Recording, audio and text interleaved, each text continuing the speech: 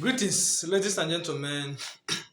It's another wonderful time on this channel to look at another uh, organism in biology. So, we're going to be looking at the organism that is called Annelida in today's class. And I know I've been talking about the animal phylum, sorry, the animal kingdom, and we have talked about so many phyla in this animal kingdom. If you can remember vividly, we have talked about the protozoa, we have talked about the porifera, we have talked about the cnidaria, we have talked about the platyhelminthes, we have talked about the nematoda, and the next in line is Annelida. These are some of the characteristics of this organism called Annelida. The first thing you have to understand is that these organisms are exclusively a free-living organism. There is no uh, common annelida that is known to be parasitic. The organism uh, are usually free-living. Members of this group are usually free-living organisms. It is also important you understand that they are segmented worm. They are also in form of a worm, and they are segmented. When we talked about plate helminths, we talked about another group of worm that are, are segmented, while some are not segmented. Like members of Trematoda, where we talked about the schistosoma and the fasciola, these ones are unsegmented worm. Then members of the cystoda, where we have the tapeworms, are segmented. So the same thing applies to this. So no, not the same thing I mean, but all members of this group are segmented worms. So I was trying to say that in platyhelminthes, why some are segmented, some are not segmented. But in the case of Annelida, all members are segmented. Then they are bilaterally symmetrical. An organism, like we said, is said to be bilaterally symmetrical when it can be divided into two equal halves. So they are bilaterally symmetrical. And apart from the fact that they are bilaterally symmetrical, they also have true coelom. We've talked about coelom in the past to be a fluid-filled cavity that is covered by the mesoderm.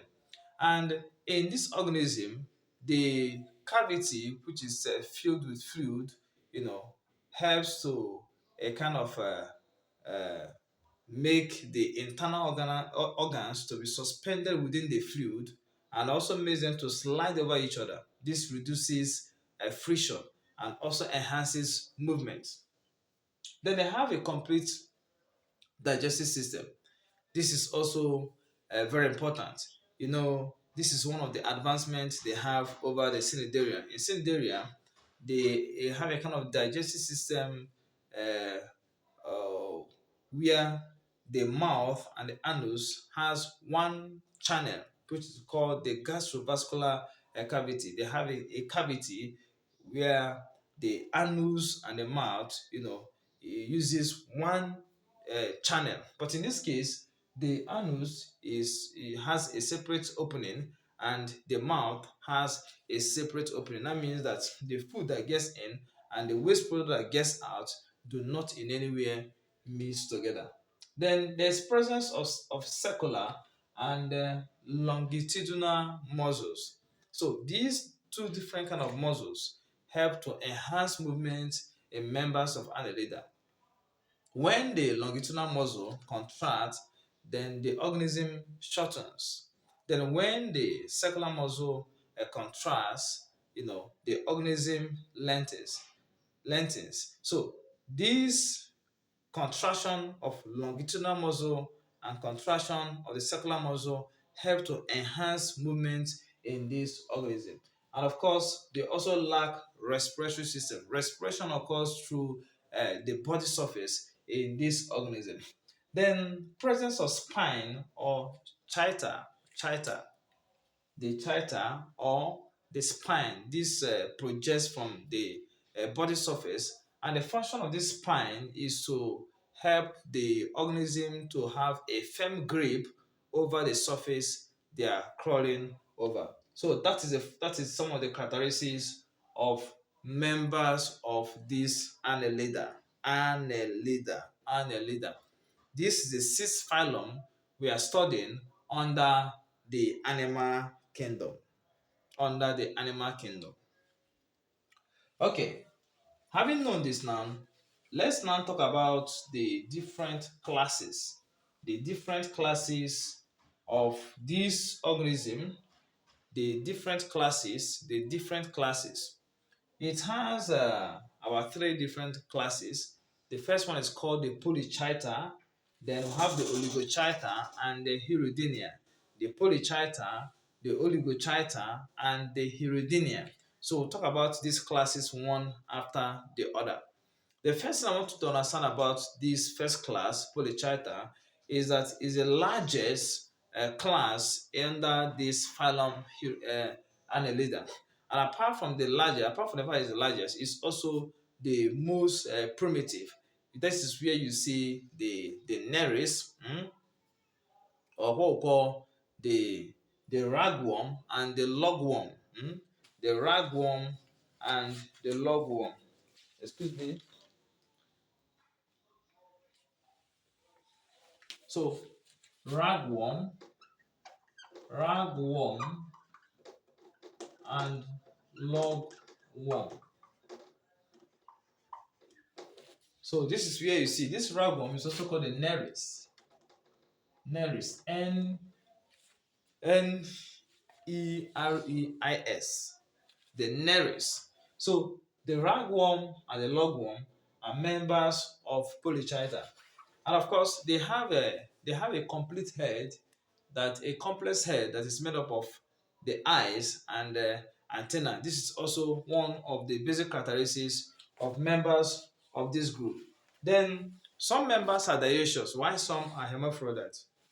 Sorry, this is another important characteristic of this organism. Whilst in some the sexes are separated, that means they have a separate male and they have a separate female. That is what we call dioecious. And in some, we have hermaphrodite. We have some that are hermaphrodite. That means that, especially those found within the bottom of the ocean, in these ones, the male sexual organs and female sexual organs are found in a single organism, and that is what we mean by being hermaphrodite. Then, of course, there are segmented one. They're segmented, just like we explained as the characteristics of this group. They are segmented, and each of the segments carries, bears what is called a pair of a parapodium singular, parapodia plural, parapodia.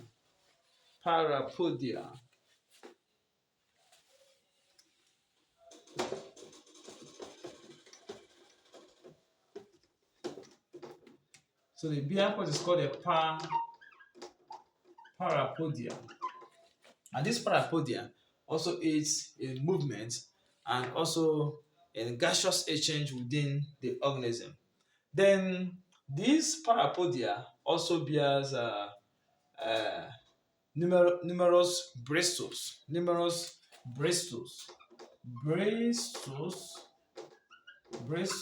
or chaeta,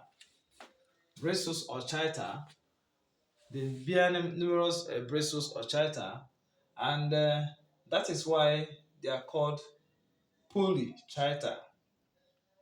So poly means many, then bristles or chaeta. So because members of this group bears many of these bristles or chaeta, that is why they are called polychaeta. And I've told you the function of the chaeta helps the organism to have a firm grip over the surface it's crawling on or over. Then they also have a life cycle that is made up of free swimming trochophore, free swimming trochophore. So this is a kind of a larval stage that usually seen during the course of its life cycle, and it's free swimming. That means it's motile, and it's called the trochophore. Okay, so these are some of the characteristics of members of Polychaeta. Polychaeta. Then coming to the next one, which is called the oligochaeta. Oligochaeta. So in this case now, remember I just said that in polychaeta they have many chaeta or bristles. So for oligochaeta, which is the second class, they have few of these bristles or chaeta. That is one major characteristic. And of course, they lack a well-developed head. They don't have a well-developed head. And it is also important to know that they are also hermaphrodites. In the case of polychaeta, we said some are hermaphrodite, while some are dioecious, but in this case, members are hermaphrodite. That is, members of this uh, oligochaeta, oligochaeta, oligochaeta. Then the last group is the group we call the last group is a group we call the Hiridinia, the Hiridinia, the Hiridinia. So one major characteristics of members of this group is that they are dorsal-ventrally flattened. Dorsal-ventrally flattened. Members are dorsal-ventrally flattened. If you remember, this is one of the characteristics of platyhelminthes. One of the characteristics of platyhelminthes. A minute. So this is one of the characteristics of platyhelminthes. Members of platyhelminthes are dorsal-ventrally flattened. And when we say that an organism is dorsal-ventrally flattened, it means that the ventral view is flat or flattened, then the dorsal view is also flat or flattened. So that is what happens in members of this class that is called Hiridinia. So they are dorsal-ventrally flattened. And apart from the fact that dorsal-ventrally flattened, they they lack the parapodia. They lack the parapodia that is found in members of this other group. They lack the parapodia. However, they have two different suckers. They have two different suckers, the oral and the ventral sucker. So they have the oral and ventral, oral and posterior, oral and posterior sucker. So there are two basic things. Let me point them out again. One is that they they they lack just basic characteristics. They're those are virtually flattened. They lack the parapodia found in these two, polychaeta and oligochaeta. That parapodia I mentioned, the parapodium, so they don't have it. They also don't have the uh, okay, yes, they don't have the parapodia. Then they have oral and posterior uh, suckers, oral and posterior suckers. So these two different suckers are found in members of this group, and by the time they of course feed on the blood, and while feeding on the blood, it has been known that they secrete they secrete what is called the hiridine, and this hiridine, what it does is to prevent coagulation of blood. Of course, when the blood coagulates, it becomes stiffened, becomes hardened in such a way that the organism cannot easily suck it. But the secretion of this enzyme, a kind of prevents the coagulation of the blood. And once the coagulation of blood is prevented, then the organism can easily continue to suck blood. So this is the little we want to look at when it comes to Annelida. So there are other organisms under this animal kingdom which we have not studied and which we're going to study. So the next one will be mollusca. See you in my next class.